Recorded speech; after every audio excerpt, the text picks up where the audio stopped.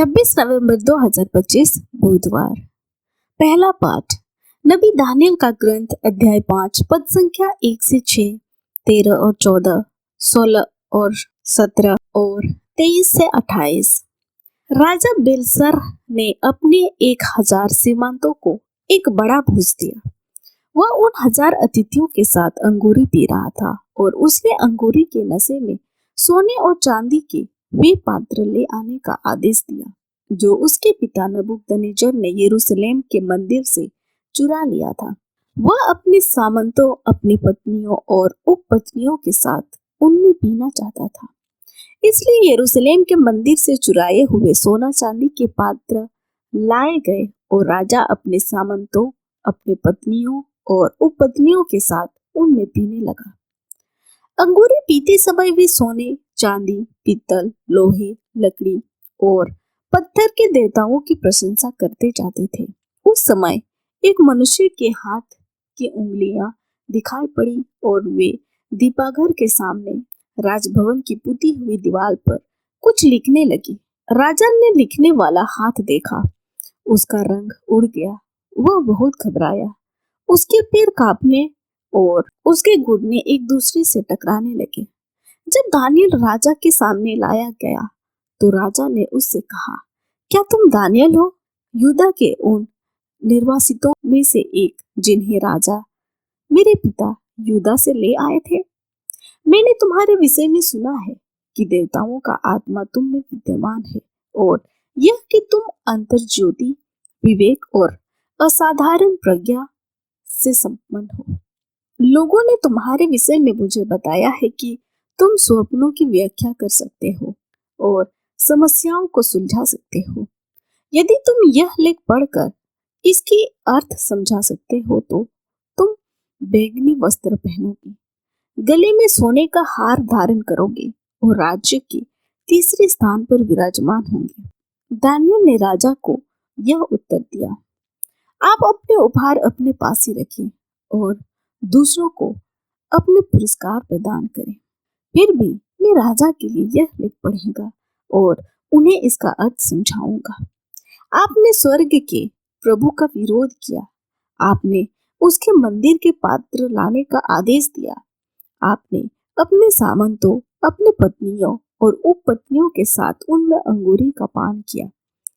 आपने सोना, चांदी, पीतल, लोहे, लकड़ी और पत्थर के उन देवताओं की प्रशंसा की जो ना तो देखते हैं, ना सुनते हैं और ना समझते हैं। आपने उस ईश्वर की स्तुति नहीं की जिसके हाथ में आपके प्राण और समस्त जीवन निहित है। इसलिए उसने यह हाथ बेचकर यह लेख लिखवाया। यह लेख इस प्रकार है, मने मने तकेल और फरसीन।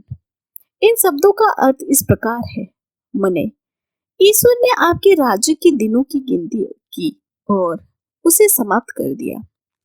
तकेल, आप तराजू पर तोले गए और आपका वजन कम पाया गया। फारसीन, आपका राज्य विभाजित होकर मेदियों और फारसीन को दे दिया गया। यह प्रभु की वाणी है, ईश्वर को धन्यवाद। भजन अनुवाक्य, उसकी महिमा गाओ और निरंतर उसकी स्तुति करो। सूर्य और चंद्रमा प्रभु को धन्य कहे। अनुवाक्य, उसकी महिमा गाओ और निरंतर उसकी स्तुति करो।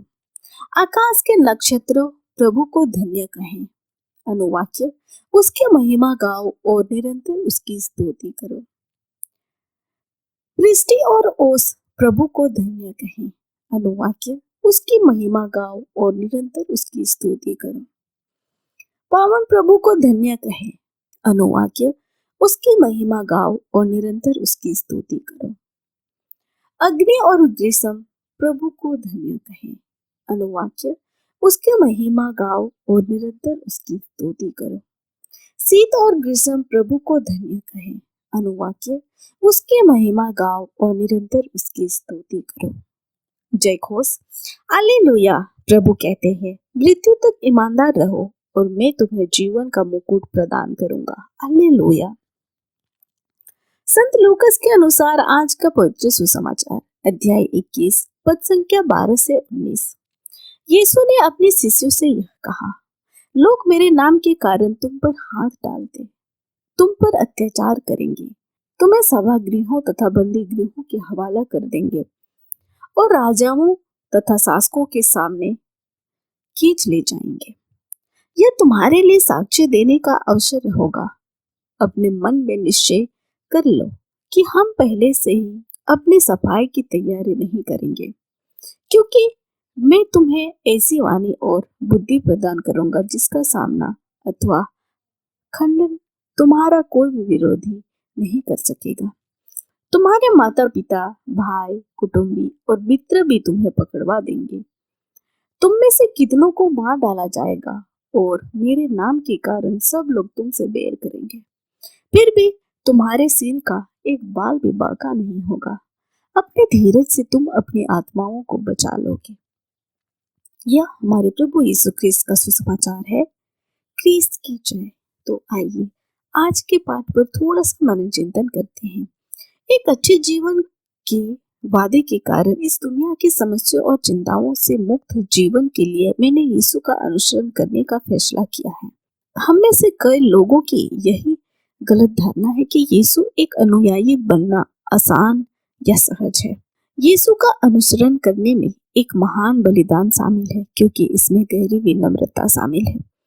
यीशु का अनुसरण करने के लिए हमें कई चीजों को, लोगों को, रिश्तों को त्यागना होगा और अपना दैनिक क्रूस उठाकर उनके पीछे चलना है। हमारे छोटे छोटे बलिदान कभी भी व्यर्थ नहीं जाएंगे। उचित समय पर हमें पुरस्कृत किया जाएगा। आमीन। आप सभी को जय यीशु।